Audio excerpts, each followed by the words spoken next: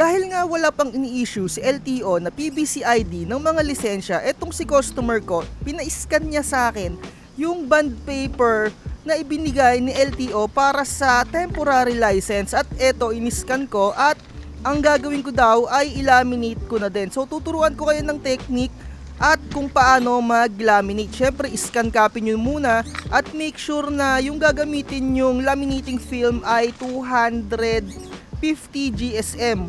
I mean 250 microns yung kapal niya. Kasi dalawang klase yung laminating film. Merong mga laminating film na maninipis.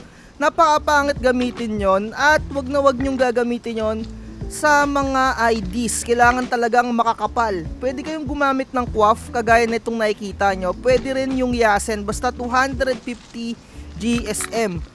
Sa mga nagtatanong nga pala kung anong mga laminating film yung ginagamit ko, siguro next video ko na lang ipapakita sa inyo, pero make sure na meron kayong A4, 4R at etong ID type. So simulan na natin yung pag-laminate nya. So ito nakikita nyo naman, ito yung size ng 4R, ito naman yung pang ID. Para nga pala tumagal yung lifespan ng inyong mga laminating, pagka i-open nyo nga pala itong inyong mga laminating, wag nyo na muna siyang isi-set up ng temperature. Kailangan pagka on nyo, nasa 0 pa lang siya, and then bubuksan nyo na lang yung temperature niya once na naka-on na siya. Syempre make sure na kapag ka naka-on siya, naka-set up na kagad siya sa hot laminating. So ang technique ko dito sa pagla-laminate, isine-set up ko na muna siya ng 140, and then kapag nagkulay green na sa 140, ibinabalik ko siya sa 120. Kung baguhan ka pa lang sa pagla-laminate, kailangan tandaan mo yung mga technique na to. Una, 140. Kapag okay na, nagkulay green na, ibabalik mo siya sa 120 or 130. Kapag ang gamit mo ay 250 microns. Kapag mas manipis pa, syempre babawasan mo, around 80 or 90 lang yung kailangan.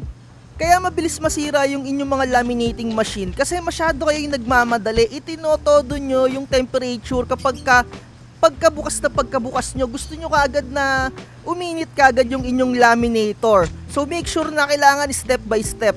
So itong laminator ko, hindi ko na masyado maalala kung 5 years or 6 years na siya, nasa ganung lifespan na siya, ganun na siya katagal. So ganun lang yung ginagawa ko, hindi ko siya sinasagad, hindi ako nagmamadali na gusto kong uminit kaagad. Kailangan ganyan lang. Pero syempre, kanya-kanya naman tayo ng mga diskarte, nasa sa inyo naman yan. Ako, itinuturo ko lang sa inyo yung mga ginawa kong tips.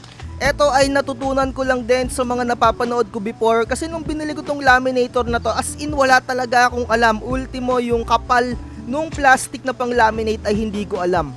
At eto nga, okay na siya, nagkulay green na, kaya binalik ko siya sa 130 na temperature. Tapos isasalang ko na siya ng paharap. Unang-unang salang, kailangan nakaharap siya. Ito makikita nyo naman, and then pagkatapos nito, isasalang nyo ulit to ng pangalawang beses para kumukuluntoy kasi yan lahat ng mga plastic syempre nag-shrink siya or parang medyo umiimpis or bumabaluktot. Kaya isalang mo siya ulit ng paganito. Nakita nyo naman sa video kung paano yung ginawa ko. So okay na yan. Yung iba kasi yung ginagawa nila, isang salang lang. Sobrang kukuripot nyo naman kung isang salang lang. Mas maigi na mas magandang quality yung marireceive ni customer sa inyo na output. Syempre, mas babalikan kayo ni customer. Unang salang, ganyan, paharap. And then, pagkatapos nito, yung pahiga naman, kasi kumukuluntoy nga siya para mabalance yung pagkakuluntoy niya. Ayan, ipapakita ko na lang sa inyo dito sa video na to. Ito nga pala ay yung ID nila sa Toda. So pagkalabas niyan, make sure na yung sa may pinakataas din, no, meron kayong pasobra na plastic. Kasi binubutasan nila yan, at make sure na wag yung bubutasan yung mga papel niya. Kasi na-experience ko dati, nabutasan ko yung papel ng customer, wala akong pasobra dun sa upper part. Ayun, medyo nagkasagutan kami ni customer, at na-learn from experience ko talaga yon. Ayun, makikita nyo, no, straight na yung plastic na yan. So kailangan lagi may pasobra sa taas kasi dyan bubutasan yung ID. So dito sa pagpatay nga pala netong laminator, make sure na i-zero nyo na muna yung temperature, and then tsaka nyo siya i-off.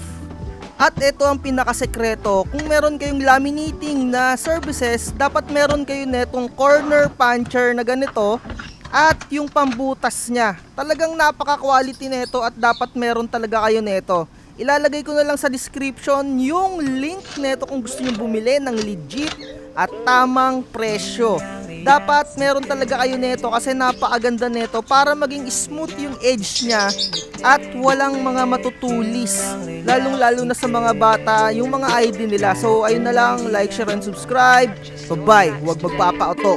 Chill lang, relax, ngiti.